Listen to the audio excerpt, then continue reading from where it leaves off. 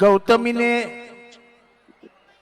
चांगल्या चांगल्यांना झोपून स्वतःचं जे नाव केलं त्याबद्दल मला ती खूप आवडते. तिच्या नाचाबद्दल वगैरे मला काही बोलायचं नाहीये, पण महाराष्ट्रातल्या प्रस्थापित वर्गाचा जो या नाच गाण्यावरती पगडा होता त्याला या पोरीने पहिल्यांदा धक्का दिला. जेव्हा गौतमी बद्दल चर्चा केली गेली, आमच्या विधानसभेत सुद्धा चर्चा झाली, अनेक जणांनी काही काही तिच्याविषयी बोललं, तेव्हा मला आठवतं मी पहिला माणूस होतो जिने उघडपणाने सांगितलं, एका गरीब घरातली पोरगी जर स्वतःच्या अदाकारीवरती जर स्टेजवरती पकड मिळवत असेल तर तिच्या मागे उभं राहण्याचं काम आपण केलं पाहिजे, आणि तिच्या मागे पहिल्यांदा मी उभा राहिलो.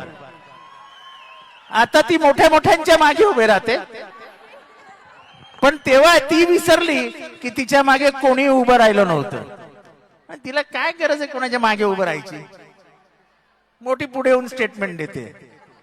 मला कोणाचं नाव घ्यायचं नाही, पण तुझी ही अधिकारी अशी चालू ठेव.